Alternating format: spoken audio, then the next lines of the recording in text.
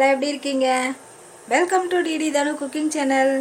நம்ம சேனலுக்கு புதுசாக வந்த நண்பர்கள் இருந்தால் சப்ஸ்கிரைப் பண்ணிடுங்க. பக்கத்தில் இருக்கிற பெல் ஐக்கானை கிளிக் பண்ணிடுங்க. நம்ம இன்றைக்கி என்ன செய்ய போகிறோன்னா பாருங்கள், கோபி மஞ்சூரி செய்ய போகிறோம். அதுக்கு நம்ம ஒரு பூ எடுத்து வச்சுருக்கோம், காலிஃப்ளவர்.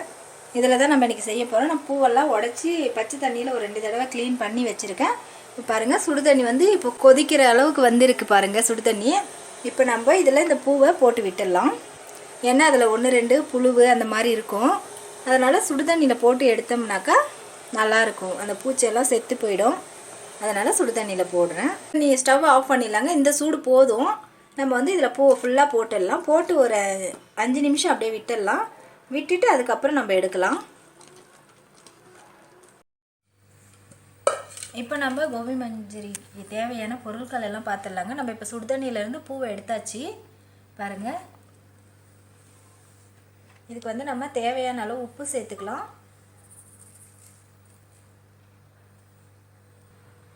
வெறும் மிளகாத்தூள் 1 ஸ்பூன் சேர்த்துக்கலாங்க.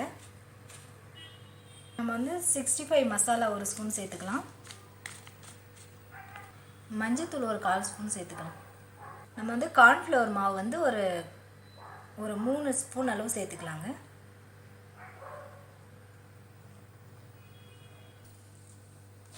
ஒரு கப் அளவு நம்ம மைதா மாவு சேர்த்துக்கலாங்க. மைதா மாவு தான் சேர்த்துக்கணும், நம்ம கோதுமை மாவெல்லாம் சேர்த்துக்காதீங்க. 1 ஸ்பூன் அளவு இஞ்சி பூண்டு பேஸ்ட்டு சேர்த்து விட்டுடலாங்க. சேர்த்து விட்டுட்டு நம்ம லைட்டாக தண்ணி தெளிச்சுட்டு அப்படியே கலந்து விட்டுடலாம்.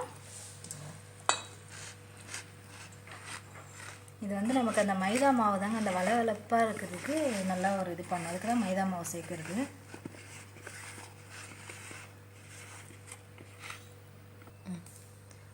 பாருங்கள், இந்த அளவுக்கு நம்ம நல்லா மிக்ஸ் பண்ணிடணும். மிக்ஸ் பண்ணி ஒரு 10 நிமிஷம் நம்ம அப்படியே விட்டுடலாம். வச்சு ஒரு தவா வச்சு எண்ணெய் ஊற்றிட்டோம். எண்ணெய் நல்லா காஞ்சிடுச்சு. நம்ம 10 நிமிஷம் ஆயிடுச்சு. இதுக்கு வந்து மசாலாலாம் சேர்த்து இப்போ நம்ம இதை சேர்த்து விட்டுலாம். பொரிச்சு எடுத்துக்கலாம். ஃபஸ்ட்டு நம்ம வந்து எந்த ஒரு சோயா சாஸ் இது எதுவும் சேர்க்காமல் கோபி மஞ்சூரி செஞ்சு கொடுக்குறோங்க பிள்ளைங்களுக்கு. நல்லா சூப்பராக இருக்குது பாருங்கள். எண்ணெயில் பிரியவே இல்லை.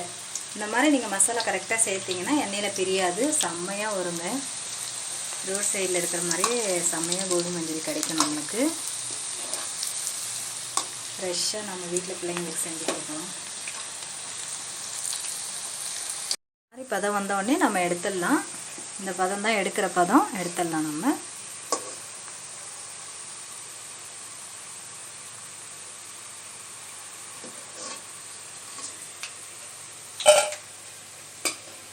போட்ட உடனே எப்படி சலசலன்னு சத்தம் வருது பாருங்கள்.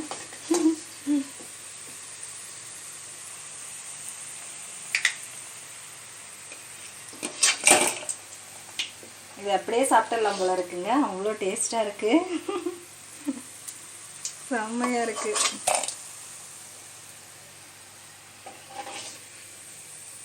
சூப்பராக பொரிச்சு எடுத்தாச்சு நம்ம கோபி மஞ்சூரிக்கு. அடுத்தது வந்து நம்ம பூண்டு பொடியாக கட் பண்ணி வச்சுருக்கோம். இஞ்சி தேவையான அளவு பொடியாக கட் பண்ணி வச்சுருக்கோம்.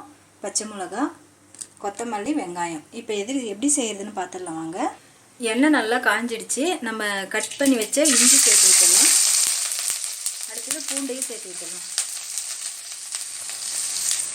நம்ம வந்து அந்த கோபி மஞ்சூரிக்கு பொரிச்சோம் இல்லைங்களா, அந்த தவாவிலே தான் வச்சுக்கிட்டோம். அந்த எண்ணெயை வேறு இதில் மாற்றிக்கிட்டு அதிலே வச்சாச்சு.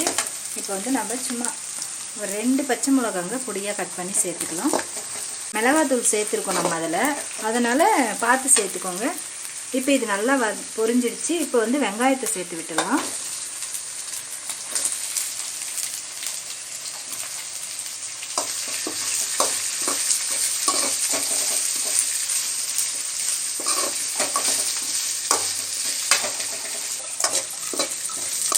இப்போ வெங்காயம் நல்லா வதங்கிடுச்சு நமக்கு. இப்போ வந்து நான் வந்து தக்காளி அரைச்சி வச்சுருக்கேன். நம்ம தக்காளி சாஸ் சேர்ப்பாங்க ரோட் கடையிலலாம். நான் வந்து தக்காளி அரைச்சி வச்சுருக்கேன். ஒரு 4 தக்காளி அரைச்சி வச்சுருக்கேன். இப்போ நம்ம தக்காளி சேர்த்து விட்டுட்டு நல்லா அந்த பச்சை வாசனை போகிற அளவு கிண்டி விடலாம். சூப்பராக நல்லா வதங்கி வந்துடுச்சு. நம்ம இந்த டைமில் ஒரு ஸ்பூன் அளவு வெறும் மிளகாத்தூள் சேர்த்துக்கோங்க. நம்ம அதில் காரம் சேர்த்துருக்கோம். சேர்த்து விட்டுட்டு உப்பு இல்லைன்னா அதில் எப்படி உப்பு இருக்குதுன்னு பார்த்துருப்பீங்க.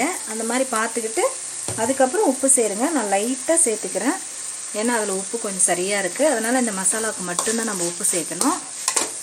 சேர்த்துட்டு சும்மா கொஞ்சமாக தண்ணி சேர்த்துருங்க, அவ்வளோதான். ஊற்றின தண்ணி இதை வச்சு நம்ம அப்படியே கிரேவி மாதிரி வந்துடுச்சு. இந்த டைமில் நமக்கு பொரிச்சு வச்சுருக்குது சேர்த்து அவ்வளோதாங்க. சூப்பரான சுவையான கோபி மஞ்சூரி ரெடி ஆயிடுச்சு. எவ்வளோ சூப்பராக இருக்குது பாருங்கள். எந்த ஒரு கெமிக்கலும் இல்லாமல் செம்மையாக ரெடி ஆகிடுச்சு பாருங்கள். அவ்வளோதாங்க. ஒரு 5 நிமிஷம் கிண்டி விட்டுட்டு கொத்தமல்லி தழை இருந்தால் தூவி விட்டுடுங்க. தூவி விட்டுட்டு ஆஃப் பண்ணிவிட்டு சாப்பிட வேண்டியதுதான்.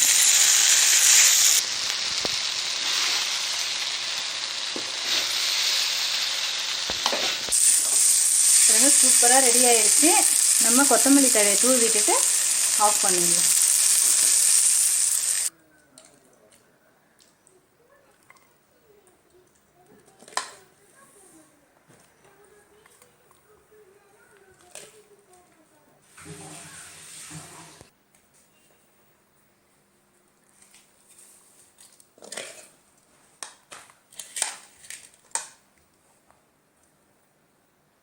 இப்போ நம்ம டேஸ்ட்டு பார்த்துடலாங்க.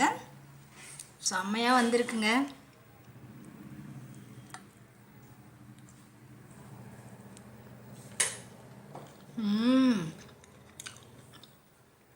சூப்பர், செம்மையாக இருக்குங்க. சான்ஸே இல்லை, செம்மையாக இருக்குது. நீங்களும் உங்கள் வீட்டில் இந்த மாதிரி செஞ்சு பாருங்கள், சூப்பராக வரும். எப்படி வந்ததுன்னு எனக்கு கமெண்ட் செக்ஷனில் கமெண்ட் பண்ணுங்கள், லைக் பண்ணுங்கள், ஷேர் பண்ணுங்கள். ஓகே பஸ், பாய்.